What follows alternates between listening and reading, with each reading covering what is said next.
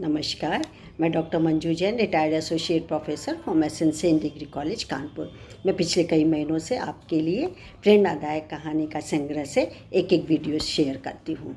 तो मित्रों, सखियों, प्रेरणादायक कहानी से आप भी प्रभावित होते हैं और छोटी छोटी कहानियाँ हमारे दिल दिमाग को छू लेती हैं, ऐसी पैठ बना लेती हैं कि आजीवन फिर हम कोई भी इधर उधर भटकते हुए कार्य को हम गले नहीं लगाते, बल्कि मुंह मोड़ करके हम सही दिशा की ओर जाते हैं।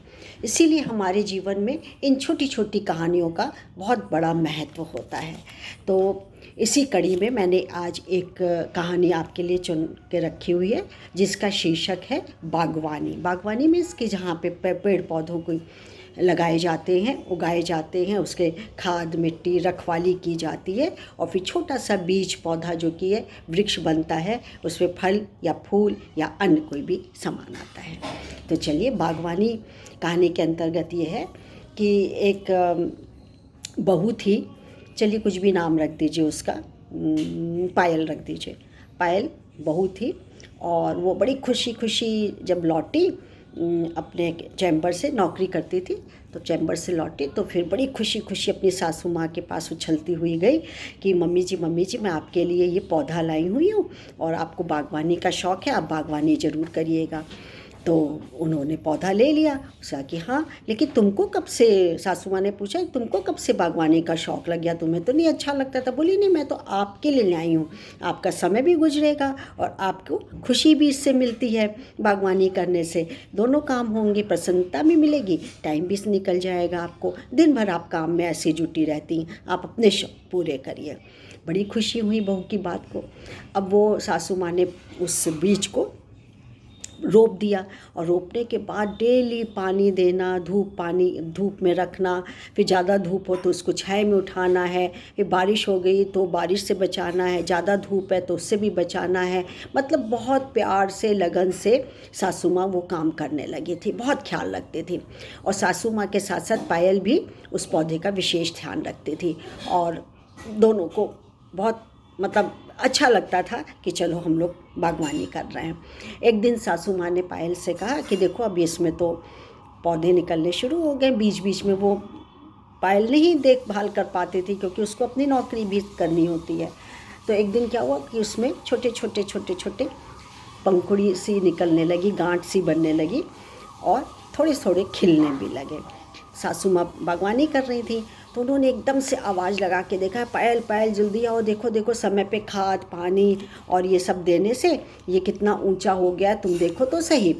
और उछलती कूदते पायल भी आई और जब सासू माँ ने पायल को आवाज़ देकर बुलाया और पायल खुशी खुशी दौड़ी आई तो वो कली जो निकली हुई थी, छोटी बर्ड्स निकली थी, देख के फूट फूट के रोने लगी, चिल्लाने लगी, हल्ला मचाने लगी, पैर पटकने लगी। और इतना हल्ला उसने कर दिया कि पास पड़ोस के लोग भी, चाची मामा दादी और पड़ोसी अड़ोसी संबंधी भी आ गए और लाख समझाया कि अरे बेटा, जो तुमने दिया है वही तो वो निकलेगा।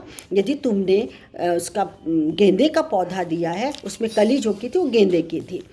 तो रोने लगी कि नहीं, मुझे तो गुलाब का पौधा चाहिए, मैं लाई थी और गुलाब ही खिलना चाहिए और मुझे तो गुलाब ही अच्छा लगता है। ऐसे कैसे हो सकता है सासू माँ, आपने एकदम गलत किया है, ये कैसे हो सकता है।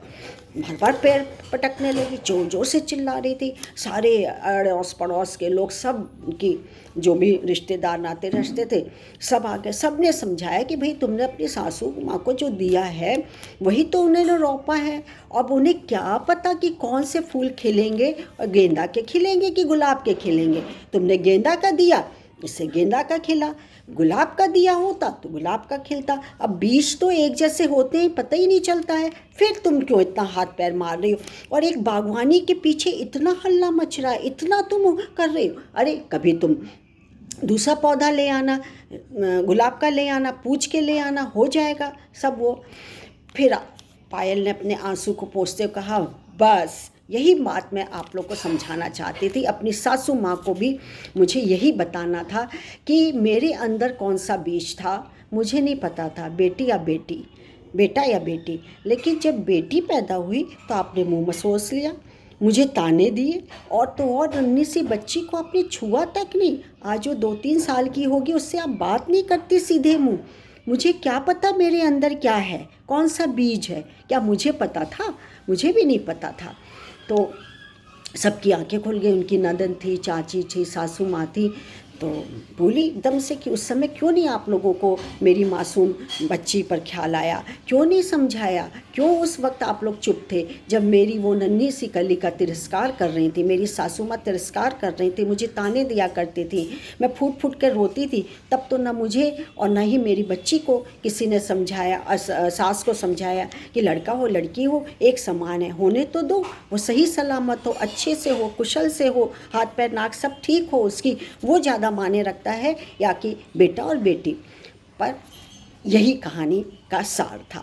तो मैं बताना चाहती हूँ कि बीज क्या है, धरती की कोख में स्थापित हो जाता है और इसके बाद वो अंकुरित होता है, पल्लवित होता है, पुष्पित होता है और बढ़ता फूलता है और बढ़ता है और पूर्ण वृक्ष भी बन जाता है और पुनः अपनी संपूर्ण जीवन शक्ति को बीज में स्थापित कर देता है, ताकि क्या है, फिर से पुनः उसका नया जन्म ले सके। एक सेब का बीज है, बड़ा पेड़ बनकर कई सेब देता है और एक सेब में कई सेब के बीज निकलते हैं, कई सेब निकलते हैं और कई सेब में कई सारे बीज होते हैं, वो देता है। और एक सेब से हजारों की तादाद में आप वृक्ष उगा सकते हैं। तो बिटिया हो, स्त्री बनती है, महिला बनती है, जननी बनती है, फिर अनेकों उससे बिटिया बनती हैं, स्त्री बनती है, महिला होती हैं, जननी बनती हैं, बहन भाई बहन बनती हैं, किसी की बहू बनती हैं, किसी की माँ बनती हैं और दूसरी महिला को जन्म देती हैं, बिटिया को जन्म देती है, स्त्री से स्त्री को जन्म होती है। जननी द्वारा, जननी के जन्म से ही तो वंश वृद्धि होती है। यदि जननी ना हो, स्त्री ना हो, महिला ना हो तो वंश वृद्धि तो रुक जाएगा। तो इसे गेंदा गुलाब की तरह ही बेटा बेटी में ना बांटे। तो यही मुझे संदेश देना था।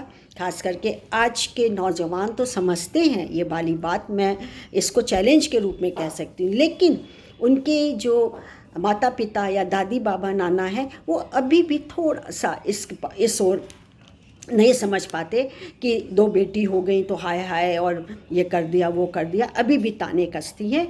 खास करके थोड़ा सा गांव में या जो पिछड़े हुए लोग हैं उनमें अभी भी ये है।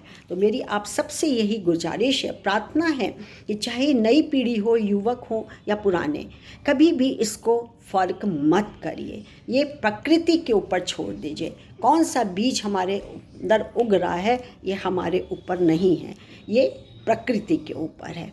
तो एक कोटेशन हमेशा की तरह मैंने आपके लिए निकाला है कि परिवार हो या संगठन, सभी में सफलता का एक ही कारण है कि एक दूसरे के विचारों को धैर्य से सुनना, समझना और सम्मान देना।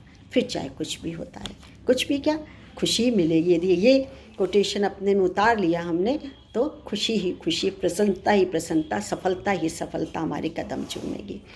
तो अच्छी लगी हो लाइक और शेयर करना नहीं भूलिएगा। तब तक के लिए मुझे इजाज़त दीजिए। नमस्कार, थैंक यू।